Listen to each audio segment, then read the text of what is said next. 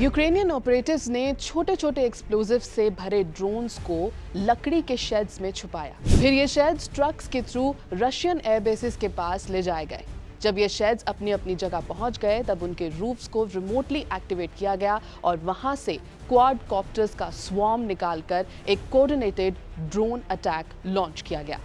और अब इंडिया को रहना होगा अलर्ट। लेकिन यूक्रेन रशिया वॉर से इंडिया का क्या लेना देना?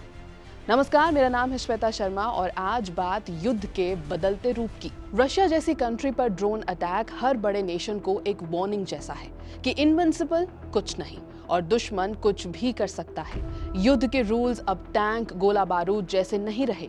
अब बड़ा रोल प्ले कर रहा है एआई, साइबर अटैक्स और टेक्नोलॉजी। इसलिए इंडिया को रहना होगा अलर्ट और तैयारी करनी होगी कभी भी हो सकते एआई वाले युद्ध की।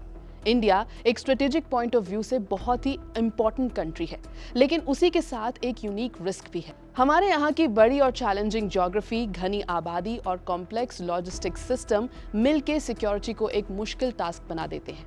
ऐसे में एयर बेसिस को सेफ और सिक्योर रखना बहुत जरूरी है ताकि दुश्मन के पास किसी भी तरह का एडवांटेज ना हो। ये ब्रह्मोस मिसाइल और एंटी ड्रोन सिस्टम का कमाल ही था कि पाकिस्तान का हर एक ड्रोन इंटरसेप्ट हो गया और हवा में ही तबाह कर दिया गया। लेकिन चाल अगर यूक्रेन जैसी हो कि छिप कर वार करना, तब मुश्किल बढ़ सकती है। इंडिया की इंटेलिजेंस एजेंसीज रॉ और आईबी को रिएक्टिव नहीं प्रोएक्टिव अप्रोच अपनानी होगी।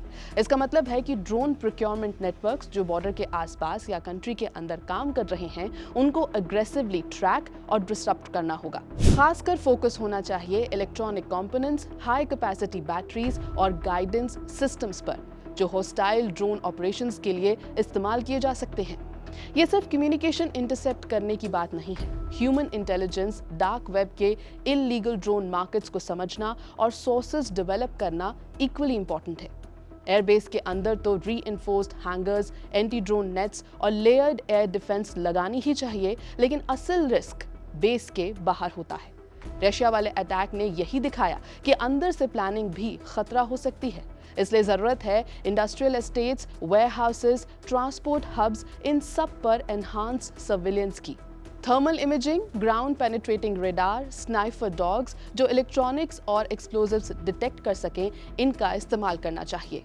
इंडिया को जल्दी से जल्दी multi layered counter drone technology तैनात करनी होगी। सिग्नल जैमर्स जो ड्रोन के कंट्रोल को डिस्टर्ब करें, जीपीएस स्पूफर्स जो ड्रोन को कंफ्यूज कर दें, काइनेटिक सिस्टम्स जैसे ड्रोन कैचिंग नेट्स या लेजर वेपन्स, और सबसे जरूरी ये टेक हमें खुद डेवलप करनी होगी। देश को इंडिजिनियस काउंटर ड्रोन टेक पर फोकस करना चाहिए ताकि हम किसी पर डिपेंडेंट ना रहें और इनोवेशन बढ़े।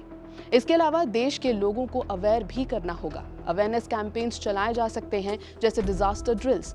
लोगों को सिखाया जा सकता है कि suspicious drone movement, container shifting या हिडन वर्कशॉप्स को आइडेंटिफाई कैसे करें।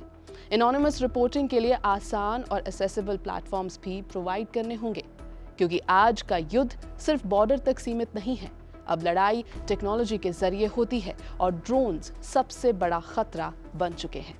एबीपी लाइव की इस रिपोर्ट में इतना ही।